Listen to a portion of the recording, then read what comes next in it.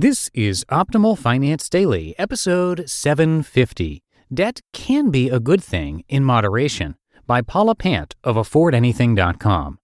And I am Dan, your host. Hope you have had a great week so far and a happy Friday to you. This is, of course, where I read to you from some of the best personal finance blogs on the planet. And thank you to SendPro Online from Pitney Bowes. SendPro online software makes it easy to save time and money no matter what you ship or mail. Print shipping labels and stamps right from your desk and access discounted rates. Try it free for 30 days and get a free 10-pound scale by visiting pb.com/finance. That's pb.com/finance. pb.com/finance. For now, let's get right to our post as we optimize your life. Debt Can Be a Good Thing in Moderation by Paula Pant of AffordAnything.com. There seem to be two prevailing attitudes when it comes to debt, the bring it on camp and the won't touch it with a 10-foot pole camp. Here's a secret. Both attitudes will make you poor. Debt. Bring it on. One camp of people are nonchalant about it. 5-year car loan? No problem. After all, I can't have a car that breaks down. I rely on my car to get to work. Home mortgage? Of course. How else are you going to buy a home? Credit card balance? Well, maybe a little, but there was a sale, and I need a nice suit for my job. Debt. Won't touch it with a 10-foot pole. The other camp of people display a knee-jerk response to the horror stories they hear about others being buried up to their ears in debt. This camp of people proclaim to be allergic to debt. They can't imagine carrying a penny of debt, and they won't entertain the idea of it. This is the group I call the I won't touch debt with a 10-foot pole camp. Guess which camp is financially responsible? The answer might surprise you. Neither. Consumer debt stinks. It's obvious why Team Bring It On holds a dangerous attitude to money. It's much easier to get in debt than it is to get out. But taking the opposite approach and insisting on paying cash for everything can be just as bad. Let's say you get accepted to 2 MBA programs at 2 schools, State University and Harvard. State U will let you attend on a full scholarship. Harvard will sink you into $100,000 of debt, all of which you must borrow at a 6% interest rate. So you opt to go to State U. When you graduate, you attend a job fair with your resume and meet a friendly recruiter from a pet supply company who tells you they have an opening in their finance department. What a coincidence, your MBA is in finance. So you buy a suit, in cash, which you have in abundance since your tuition, housing, and food were free, drive to the interview in the car you bought with cash, and score the job. Starting salary, $80,000 with an annual 3% increase. Alternatively, let's say you opt to go to Harvard. In your advanced public policy class, you study under a professor who sits on the board of directors of a major investment bank. Your essay on Federal Reserve policy catches his eye, and he asks you to come to lunch with one of his colleagues from the bank. You attend lunch at the Four Seasons and insist on picking up the tab as a thank you gesture. Every penny of this, from your haircut to the tip you give the waiter, is on borrowed money. You graduate and the 6% interest rate starts kicking in. You haven't found a job yet and you're starting to worry.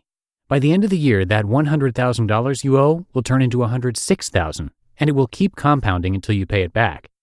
You email your professor's colleague with whom you ate lunch and indicate interest in being involved in his company.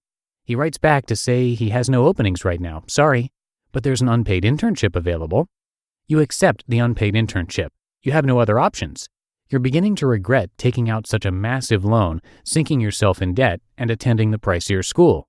2 months into the internship, you trip over a sidewalk curb, sprain your ankle, and have to go to the hospital. You bought cheap, catastrophe-only insurance with a $5,000 deductible, which means you're now facing a $2,300 bill that you need to pay out of pocket. You're now convinced you made a horrible decision and you should have attended State U. You hobble back into your internship with a splint on your ankle and a sour mood, but you keep your feelings to yourself and redouble your efforts at work. You befriend some office mates and help them score a new client. You catch a glaring error on a spreadsheet before it got in front of a client and embarrass the firm. Your superiors are impressed by your combination of skill, dedication, and prestigious pedigree. 1 year after you started the internship, the man you ate lunch with years ago on borrowed money calls you into his office and offers you a full-time position. Starting salary, $120,000 with the potential for bonuses ranging from $1,000 to $10,000. Still not a hugely impressive figure, which means it sounds realistic. But let's break down the impact of this debt. Student loan, $100,000. First-year interest, $6,000. Medical bills, $2,300. Second-year interest in full, didn't pay back a dime during year 1, $6,000. Third-year interest in part, because you paid back half the loan during year 2, $3,000. Total debt is $117,300, and the payoff is an extra $40,000 per year. This means for 3 years, the extra salary, that extra $40,000 over what the State U graduate earns, will go towards paying down your student debt. Every extra dollar earned after year 3 will be net profit. If you work for 30 years after graduating, this translates to a net profit of $1.2 million. People often believe that home mortgages are okay, but student loans should be avoided. Well, I believe the opposite. Your house is a lousy investment, but a student loan has the potential to provide amazing returns. Sure, not all student loans will yield awesome returns. Think carefully about your major, your career, and what types of network building or connections you'll be able to make at your school. Only you know which school makes the most sense for your course of study. But don't pinch pennies or let your wallet be your guide. The right school is worth its cost. You just listened to the post titled, "Debt Can Be a Good Thing in Moderation" by Paula Pant of AffordAnything.com. And a big thank you to SendPro Online from Pitney Bowes.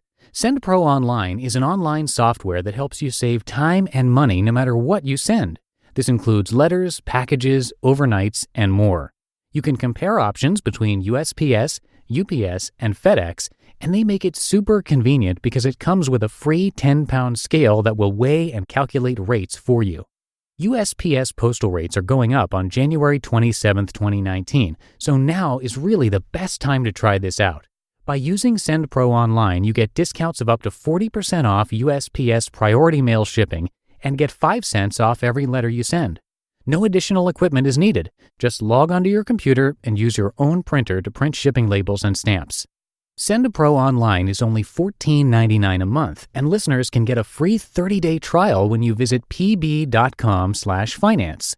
Experience the convenience of SendPro Online and try it out for free at pb.com/finance.